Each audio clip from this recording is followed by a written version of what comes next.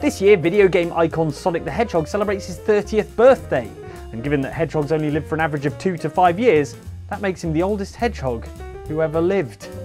If you caught Sega's recent anniversary livestream, you'll know that this auspicious milestone occasion is being marked with a new version of a classic Sonic game you might have missed when it arrived over a decade ago. Coming through!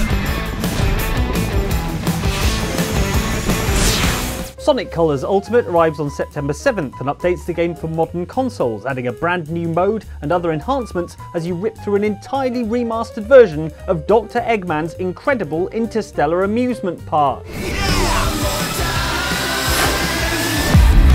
Are we sure we haven't just misunderstood Dr. Eggman all these years? This place looks amazing. And I haven't seen a single waiting line. We here at Outside Xbox have our own way of celebrating Sonic's big 3-0, and that's by presenting to you, the viewer, the 7 most mind-blowing Sonic the Hedgehog facts to wheel out at your next fancy dinner party to impress everybody. So pull up a seat, grab some birthday cake, and stick around for 7 mind-blowing Sonic the Hedgehog facts, in this video brought to you by Outside Xbox and sponsor Sonic Colors Ultimate.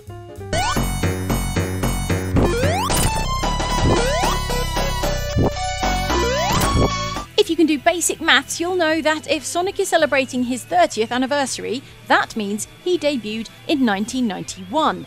While it is true that the first Sonic the Hedgehog game was released in June of 1991, that's technically not the anniversary of his first appearance in a game. In fact, Sonic's video game debut actually occurred 5 months earlier, in February of the same year. Radmobile. Sega arcade racing game Radmobile, which was a spiritual sequel to the Outrun series, introduced the spiny blue icon as a dangling rear-view mirror decoration in a high-powered race car. Well, now we know where the addiction to speed came from. Radmobile was actually an entertaining game in its own right, if not quite as well known as Outrun. The game was a high-speed race across America and tasked you with dodging traffic, taking dramatic banked turns, and avoiding the police. You also had to contend with nightfall and thunderstorms, pressing buttons on the arcade cabinet to activate headlights or windscreen wipers. Designed as a tease for Sega's upcoming 16-bit Sonic the Hedgehog platformer, the Sonic rear-view mirror ornament accompanied you through the entire transcontinental trip, swinging realistically as you raced through such exotic aspirational locations as Las Vegas, New York City, and Lincoln, Nebraska? Hey, it's got the National Museum of Roller Skating. It was only those 5 months later that Sonic the Hedgehog would be released for the Sega Genesis in the US, cementing the character as one of the most popular in all of gaming, selling gazillions of copies and causing just about everyone to forget that in his first appearance, Sonic was the equivalent of fluffy dice. We haven't forgotten though, and more importantly, we want to know where we can get one for our car. Come on Sega, hook us up.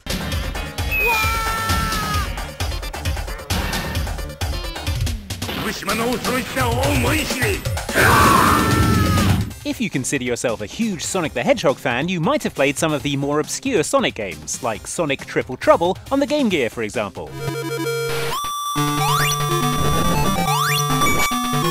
Or Sonic Blast, also on the Game Gear.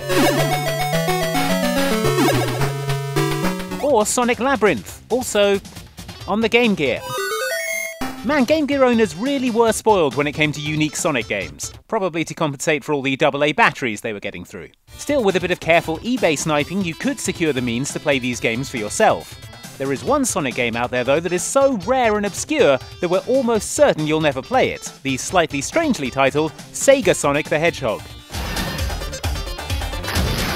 Like we're going to confuse him with some other Sonic the Hedgehog. The reason you've never played or potentially heard of Sega Sonic the Hedgehog is that it was an arcade game that was only ever made available in Japanese arcades and has never had a home release. There's a very good reason it's never been ported to a home system. It used a control system found almost exclusively on arcade machines and extremely old laptops, the trackball. Fitting as it was for the fast-paced isometric gameplay and a hero that quite literally rolls into a ball, the trackball control system is the reason we've never seen the game on home consoles.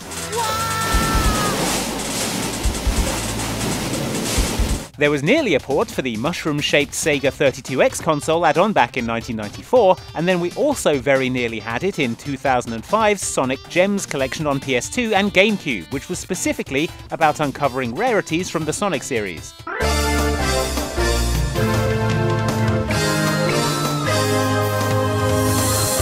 Both times, though, the difficulty of translating the movement of a spinning trackball to a more conventional video game controller's sticks and buttons proved insurmountable. Could we one day see a version of Sega Sonic as part of the popular Sega Ages range of retro remasters? Well, last year in an interview with Japanese video game site GameWatch, Sega creative producer Yosuke Okunari said there were currently no definite plans to re-release Sega Sonic the Hedgehog. But he did say if the Nintendo Switch's new line of Sega Ages remasters were successful, then they'd like to consider doing more, perhaps including Sega Sonic the Hedgehog. And yes, let's address the elephant in the room. I'm sure you picking up a copy of Sonic Colors Ultimate couldn't exactly hurt either. #Spawn.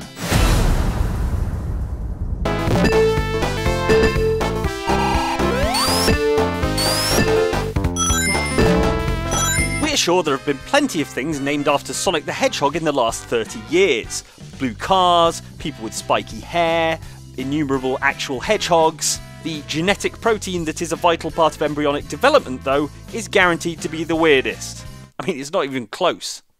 There is genuinely a protein whose official scientific name is Sonic Hedgehog. While we're not going to get into the technical side of it because we're video game YouTubers, not smarty pants geneticists, what we do know is that the protein was named by a scientist called Robert Riddle, who, with a name like that, sounds like an anthropomorphic cartoon animal himself. He's probably actually a wisecracking purple rabbit or something. According to Riddle, the name arose when his wife brought home a video game magazine in the early 90s and he spotted the Sega mascot on an ad towards the back of the mag. Back then, apparently you could call genes you identified pretty much whatever you like. While Sonic Hedgehog is this protein's legitimate, actual name, scientists do tend to refer to it by an abbreviation, SHH, presumably because otherwise it would be hard to keep a straight face during their important science meetings. The weirdest part of the story is that more recent research suggests the protein might be able to help repair damaged hair cells, meaning Sonic Hedgehog could end up being a key part of a cure for baldness. All I'm saying is the follically challenged Robotnik might want to think twice before he tries to murder Sonic again. Unless that hairstyle is intentional. Surely not.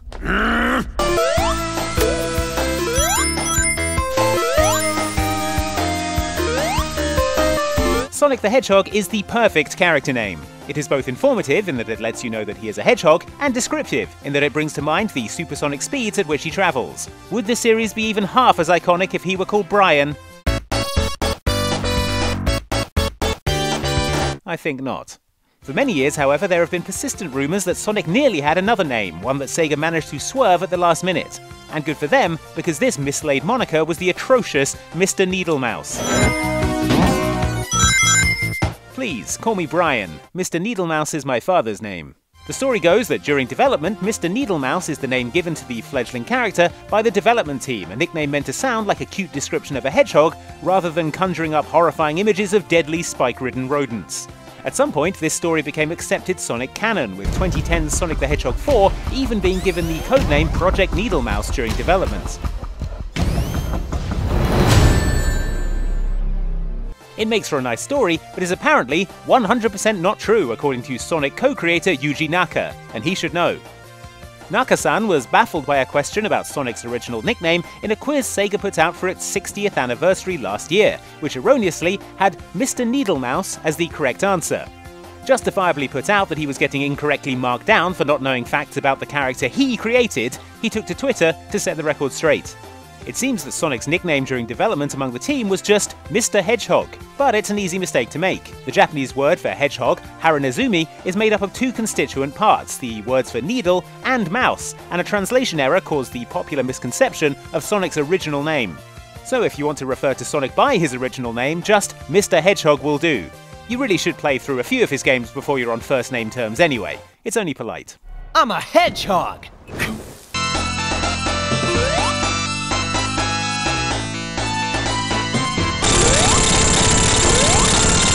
It doesn't take a lot to understand Sonic the Hedgehog in the first Sonic the Hedgehog game. He's fast, he's blue, he has excellent taste in footwear.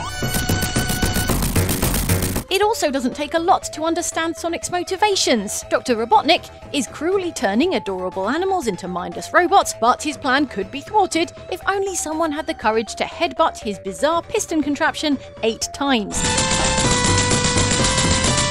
I don't want to know how many people tried only 7 times. Back in 1991, however, it was felt that the American gaming audience would need a little more backstory to become invested in the, at the time, unknown hero. So, Sega of America came up with an internal document, never intended to be released to the public, that established an origin for the character, and let me tell you, friends, it was wild. Knowing what we know about Sonic and his adventures 30 years on, there are several details that stand out. Firstly, Sonic's real name was Sonny. Secondly, his father tragically died falling into toxic sludge. Thirdly, he lived behind a burger joint in Nebraska.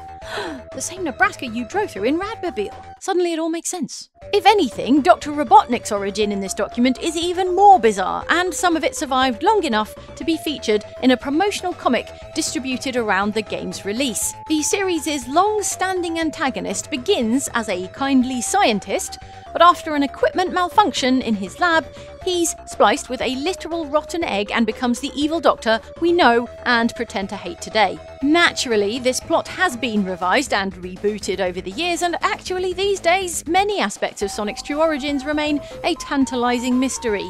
How he developed super speed, how he became blue, whether he's ever visited the National Roller Skating Museum in Lincoln, Nebraska. All very important stuff. Whitney wanted the real arcade games at home, so he got them. Mike Rogers wanted them too, but he got a Genesis system by Sega. Why? Check it out. Arcade screen left, Genesis screen right. If they look the same, you've answered correctly. In the 1990s, there were a few things that were simply never going to happen.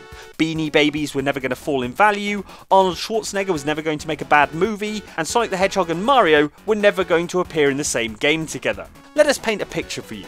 It was the height of the 90s console war between the Sega Genesis and the Super Nintendo, and as a gaming fan, it was your job to pledge your allegiance to one of the 2 cartoon platforming mascots. Sonic the Hedgehog. No fool. This was all before the internet though, so the video game arguments took place in the school playground rather than increasingly unpleasant comment threads. The absolute authority on such matters wasn't the pitiless gaze of the Digital Foundry benchmarking tool, but that one kid who claimed his uncle worked at Sega and that a Genesis exclusive Street Fighter 3 with blood and fatalities was definitely coming out.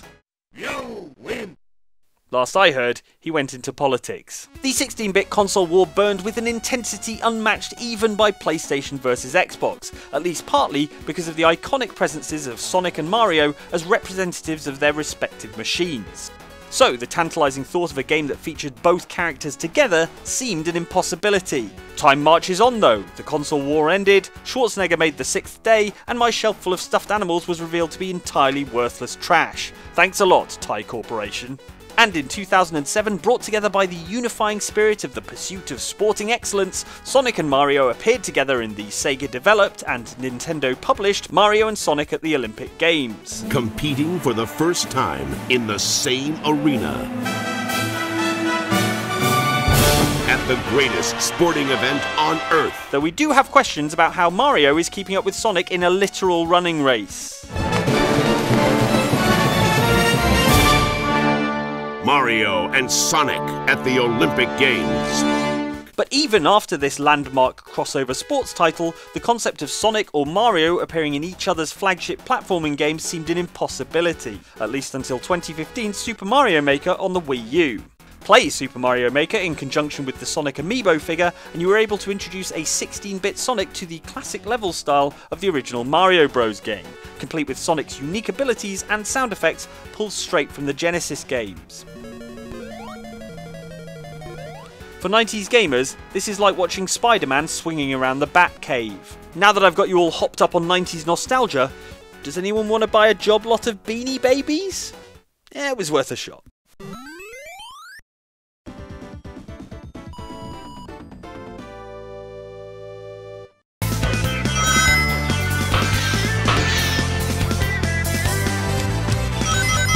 Sonic Adventure was Sonic the Hedgehog's debut game on Sega's Dreamcast console and combined traditional high-speed platforming with new additions like open-world exploration, RPG elements, and striking rail workers. I think even Sonic's going to struggle to solve that problem. Sonic Adventure became the best-selling game on the Dreamcast, shifting a staggering 2.5 million copies by 2006. Oh yeah! This is happening! That means it's also almost certainly the game that introduced an entire generation of gamers to the concept of downloadable content. Dreamcast lets you surf the internet and send emails anywhere in the world from your TV at the cost of a local call. You see, unlike every console that had been released previously, the Dreamcast came with a built-in dial-up modem as standard. If you're not familiar with the concept of a modem, it's a bit like Wi-Fi, only it's really slow, you have to run a cable to a wall socket, and if your mum picks up the phone, it deafens her with awful screeching and boots you off the internet. The Dreamcast's fragile internet connection, though, allowed for online play in Phantasy Star Online, granted access to an early social network called Dream Arena, and, when combined with the storage space on the VMU memory card, offered the opportunity to download additional content to your games. In 1999, Sonic Adventure became one of, if not the first console games to offer free DLC. Starting on October 28, 1999, Sonic Adventure offered a free Halloween-themed update called Tremble Park, which plastered Halloween posters all over Station Square and featured a Halloween party at Twinkle Park, complete with ghostly floating pumpkin heads and seemingly a massive graffiti problem. It's going to take ages to clean that floor. Then later in the year, the Christmas Party DLC placed huge lavish Christmas trees dotted around Station Square and the surrounding area, giving the entire place a far more festive vibe. Touching the trees as Sonic plays a Christmas song from the game Christmas Nights into Dreams and displays a cheery seasonal message. I think over 20 years later, and with Sonic Colors Ultimate arriving this year, it's safe to say we kept in touch with Sonic.